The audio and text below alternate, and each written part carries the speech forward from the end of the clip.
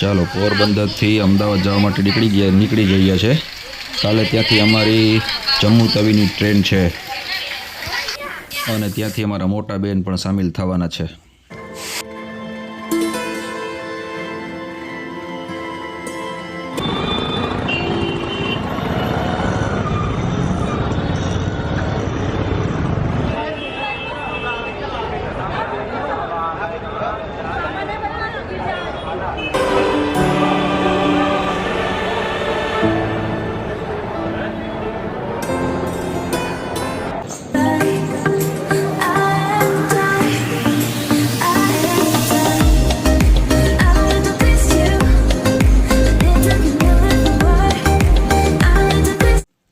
આ છે train route અને ટિકિટ પ્રાઇસ.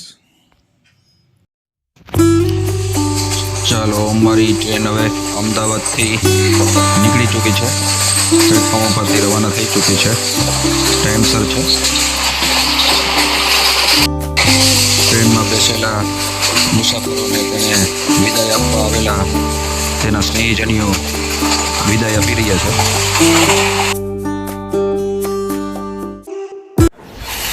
ચાલો સફરની શરૂઆત થઈ ચૂકી છે. સાબરમતી સ્ટેશન હવે આવી રહ્યું છે. આ છે સાબરમતી નદી.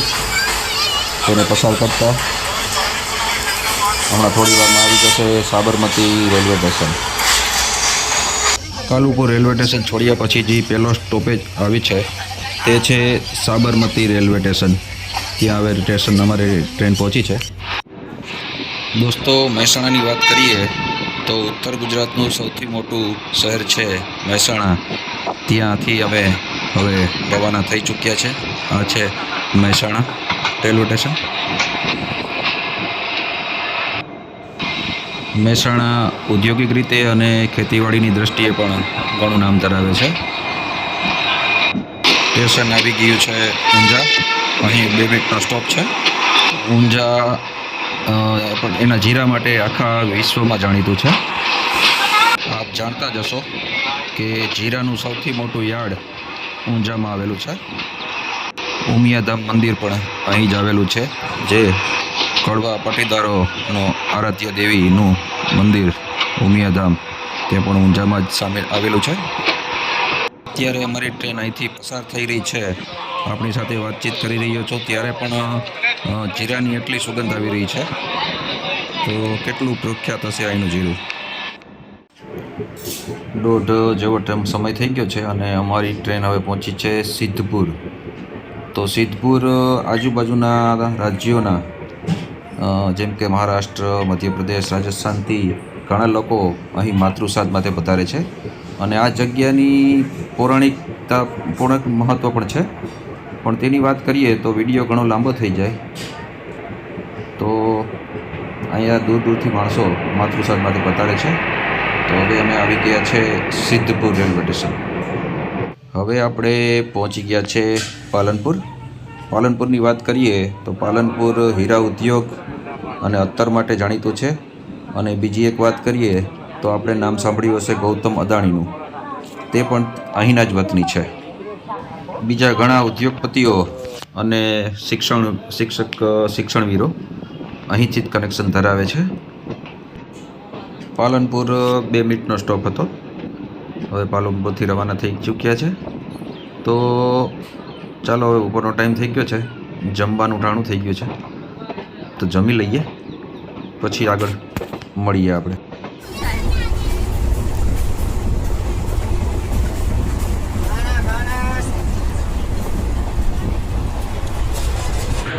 હવે આપણે પહોંચી ગયા છે ગુજરાત છોડીને રાજસ્થાનમાં. રાજસ્થાનનું આ પહેલું સ્ટેશન છે. સ્ટેશનનું નામ છે આબુ રોડ. તો અહીંની રબડી ખાસ પ્રખ્યાત છે.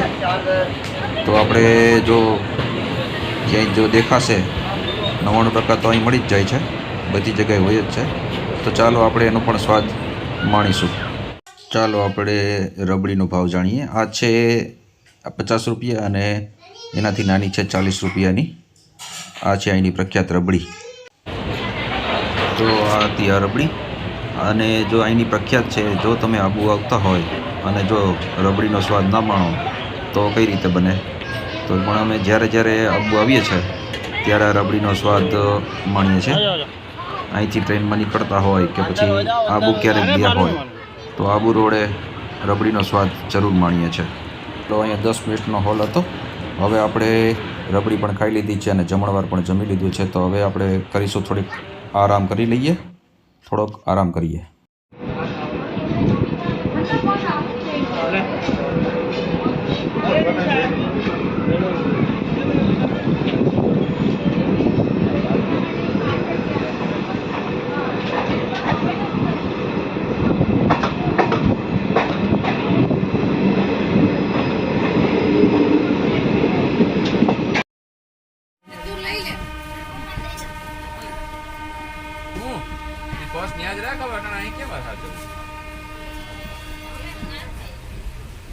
વળી ખોઈલું હું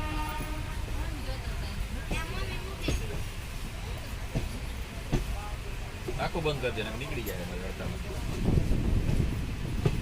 પવન તો જો ઠંડો આવે, ઠંડો પણ વરસાદ તો જો આમ જોરદાર બારીશ વરી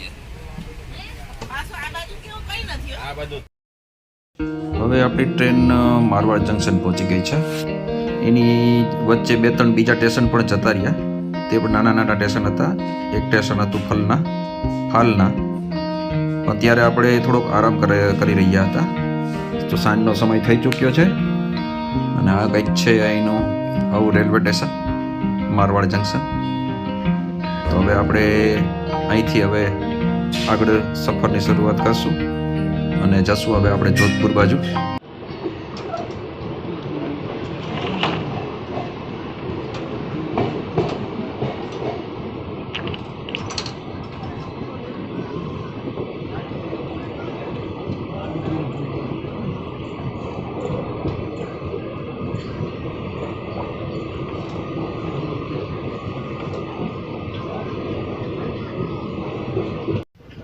મિત્રો હવે આપણે પહોંચી ગયા છે રાજસ્થાનનું જોધપુર.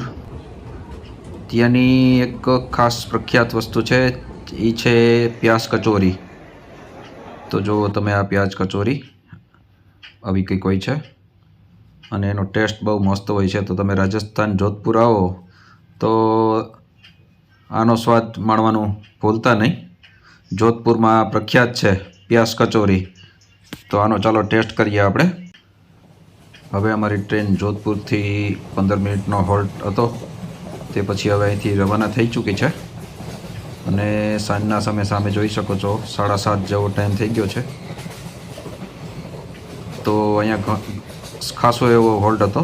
માણસોનો ઘણે બેસીને પગ રહી ગયા હોય તો તે નીચે ઉતરીને આટા ફેરા પણ કરી શકે અને નાસ્તો પાણી કરવા હોય તો તે પણ કરી શકે. મોટું એવું સ્ટેશન છે જોધપુર, જોઈ શકો છો તમે.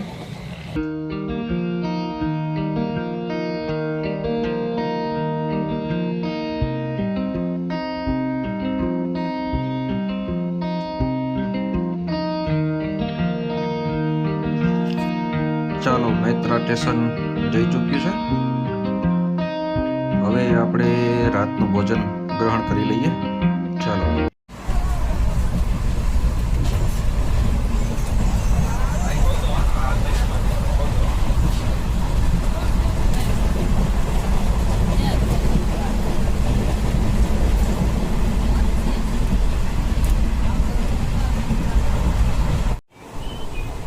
હાલ બાદ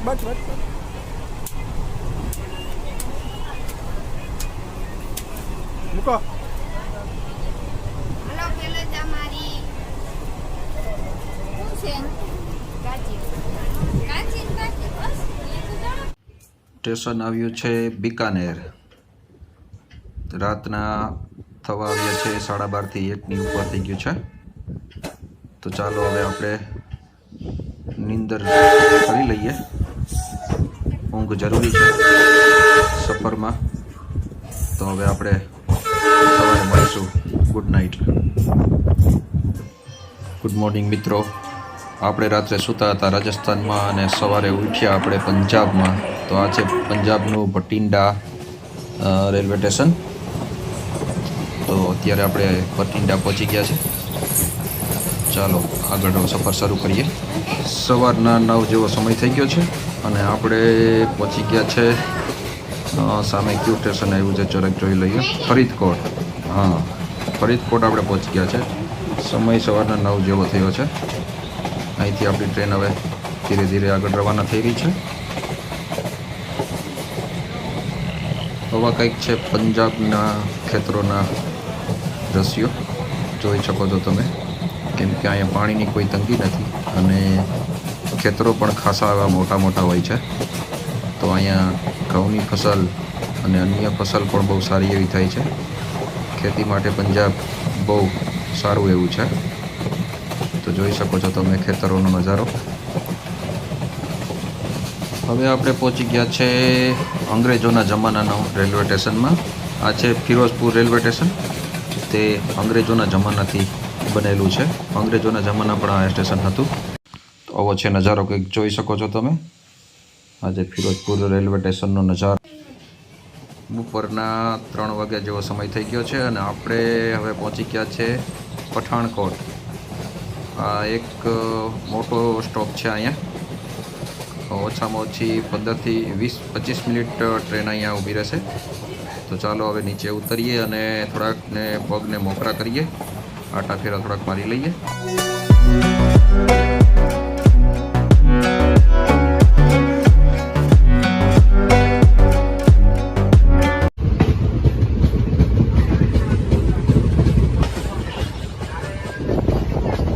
હવે આપણી ટ્રેન પઠાણકોટથી રવાના થઈ ચૂકી છે અને હવે આગલું સ્ટેશન આવશે કઠુઆ.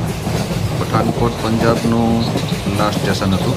હવે આપણે જમ્મુ કાશ્મીરની બોર્ડરમાં પ્રવેશ કરશું. તો હવે આગળ આવશે જમ્મુ કાશ્મીરની પહેલું સ્ટેશન કઠુઆ.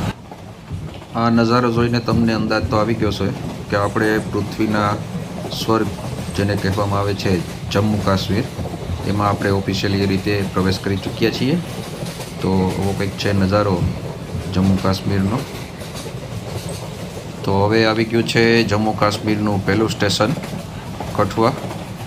જોઈ શકો છો તમે કઠુઆનો કંઈક નજારો આવો છે રેલવે સ્ટેશન. આ છે જમ્મુ કાશ્મીરનું પહેલું રેલવે સ્ટેશન આ તરફથી આવતા. હવે આપણી ગાડી અહીં થોડોક સ્ટોપ લેશે. અહીં પણ એનો સ્ટોપ છે. સમય 4:15 જેવો થઈ ગયો છે અને આપણે હવે કઠુઆથી આગળ નીકળી ચૂક્યા છે. આપણી ટ્રેન આગળ જઈ રહી છે જમ્મુ કાશ્મીર તરફ.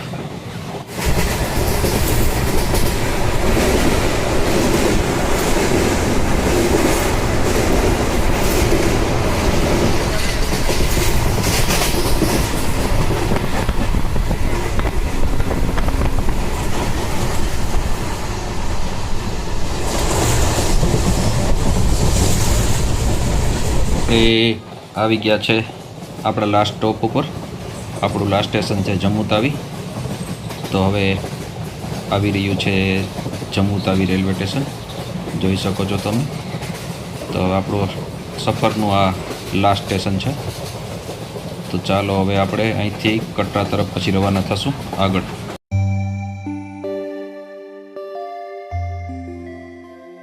ચાલો આપણે રેલવે સ્ટેશન જમ્મુ તાવીમાં આવી પહોંચ્યા છીએ અને અહીંથી જમ્મુથી પાકિસ્તાન માત્ર 40 કિલોમીટર દૂર થાય છે. તો આવો કંઈક છે નજારો જમ્મુ તાવી રેલવે સ્ટેશનનો. તો ચાલો હવે આપણે બહાર તરફ પ્રસ્થાન કરીએ, બહાર નીકળીએ રેલવે સ્ટેશનની.